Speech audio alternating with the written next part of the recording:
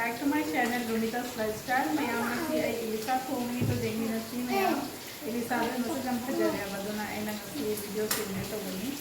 अगर style थोंगनी simple style तिलौ चनम baking जावे style only पाँच थोंगनी आलूगा तो देखी ma'am मथंग hello ma'am Elisa थोंबनी Elisa थोंबसे Ahmad मसक जाम फजब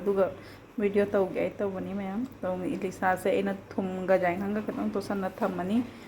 थम लोरगा मैम तो इलिसा से इलिसा से फजना अना तोलगा थमे हजे थमकान लेगा ngौबद उहलगेको मैम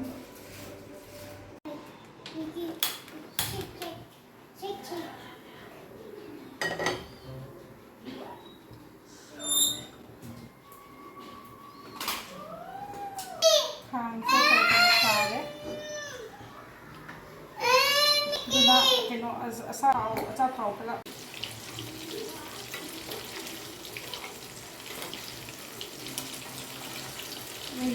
खरा खरादी तौरी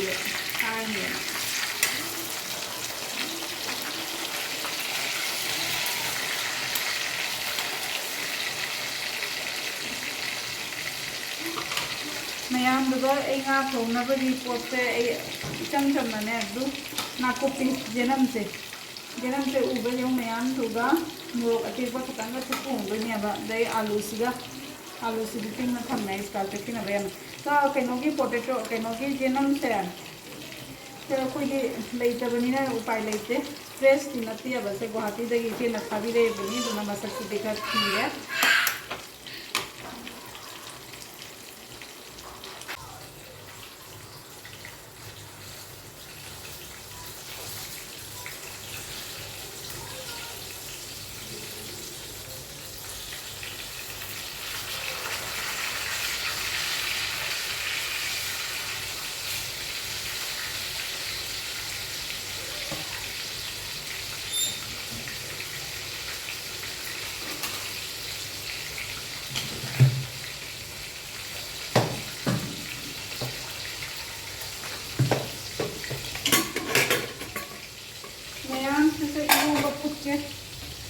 खामें सिंबी का आलू का जोंसा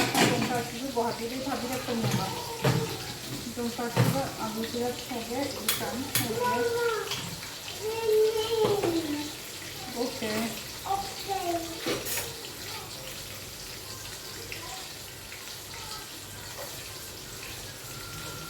ये साइड मनम नुसीबना लोरे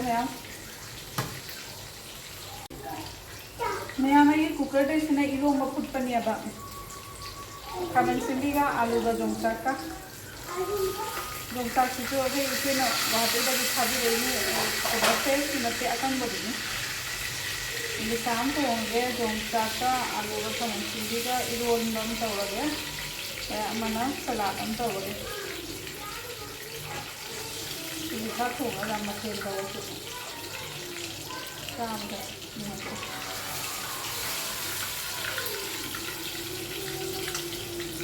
मैम इलिसा से मनम नुसीबना लोरे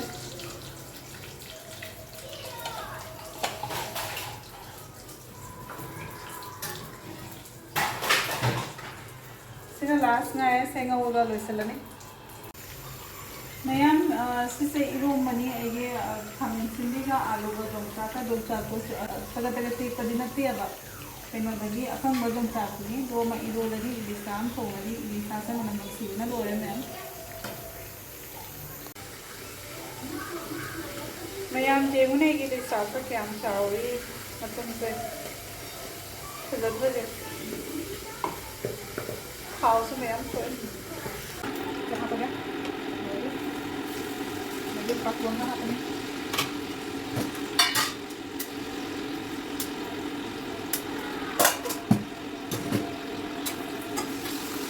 नाम को फिर नोट नहीं नाम को फिर नोट करते हैं नोट करते हैं नंबर है कंधे पे नंबर कंधे पर नंबर सौ गाले मतलब मुझे को ऐसे मतलब बल्कि आगे से काम नहीं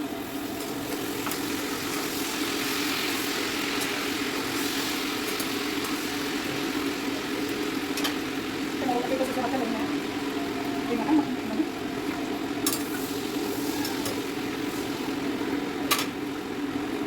mời mẹ ăn nó hào cái mùa cái gì có hạt cái này mùa nó sẽ thấy một người hạt cái mùa sao đấy làm sao đấy mọi người tập làm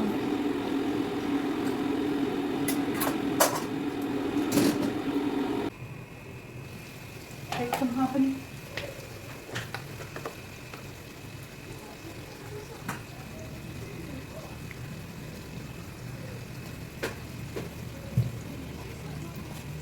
apa nih tuh nanti ngapain apa nih aja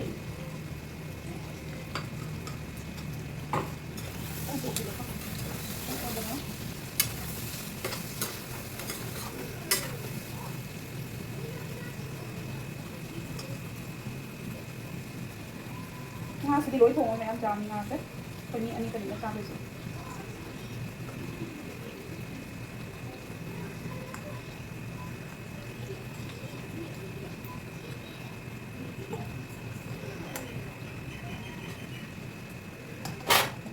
lagi sing salah ya kan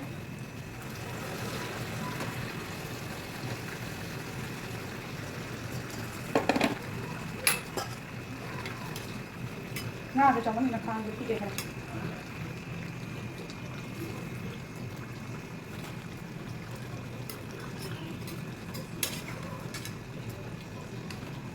mẹ mày cái nga không có sẽ lừa đấy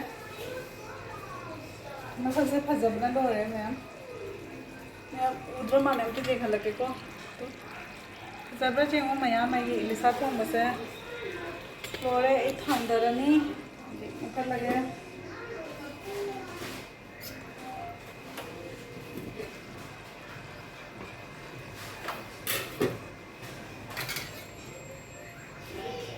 लोरे मया थोड़े लगे को hello मया लिसा तो बस लोरे कुछ लेपन ने वासु वारे तो मसीही ये मतें से सलाद मत उरे दाई चाक लेरे कैरेट अनान बमने ये साइड रोम बदने उसे रोम बलेरे सिनंगा थोम बलेरे तो मैं मैं ये चैनल सिगा अनौबा जेंबिरम बतारी प्लीज सब्सक्राइब तो बिरमु कमेंट तो बिरमु दे अनौबा सब्सक्राइबर ओरगना प्लीज कमेंट तो हाई बिरमु बिकॉज आई ससु रिटर्न तो जगह सो आई हजिक चारगे को मैम आई चाकला में उबदा जम हावदा सुमाले जम नवांगा मुसुमंदरे एनर्जी जाउदरे दो आई चाक चानिंगे मैम सो आई वीडियो से सिगदम बसलगे को ma'am thank you have a great day and thank for watching everyone mummy monkey